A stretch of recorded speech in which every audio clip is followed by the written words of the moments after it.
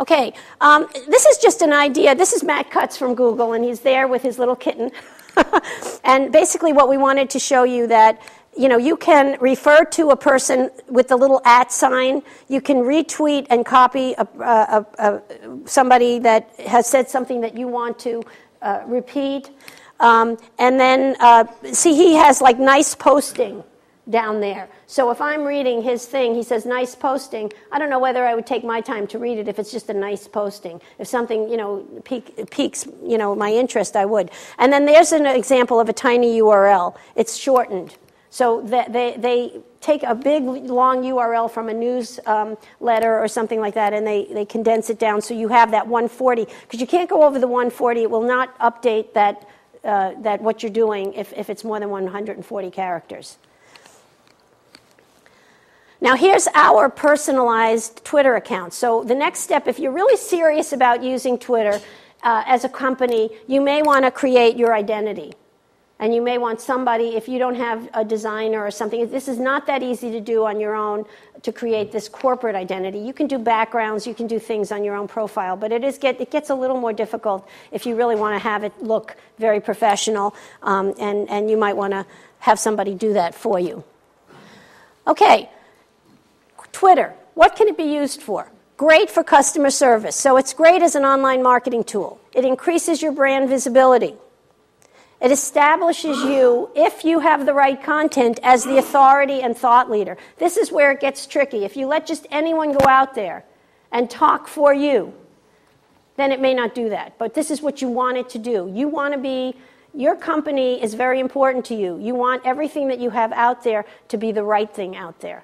And whether it comes from reading a lot of information, sifting it down, and sharing that with your customer base, that's important. Generates online, and more importantly, they are finding offline word of mouth. So if I think a product is good and I Twitter about it, I might go to Best Buy and buy it because somebody that I had a trusted resource recommended it online. And there's a lot of that going on. And, you have to be careful. People get very tired if you self-promote all the time. In my space, internet marketing, there's one guy who's always talking about himself, where he is, what he's doing. People get very tired of that after a while. That doesn't help me make decisions about, the internet. So, eventually you say, I'm not going to follow that guy anymore, because it's not worth it.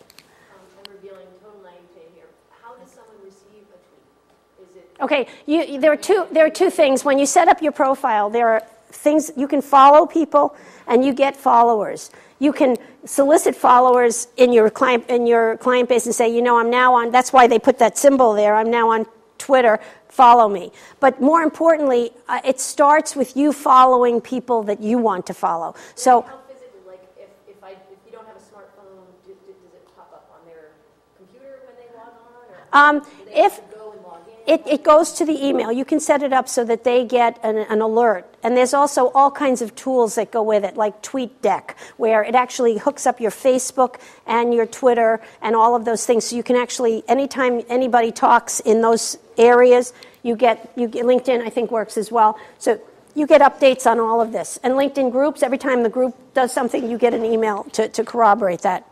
Also, so it promotes your offline, and also it promotes discounts, coupons, deals, products. Okay, I know I'm going to go over a little bit. So customer service tool, product research, feedback through polling, follower network. I'm going to do this quickly. Quick problem solving, builds customer loyalty, and enhances brand image. If you do it right, if you have that strategy and you actually monitor it and work it, it's going to help you with your marketing campaigns.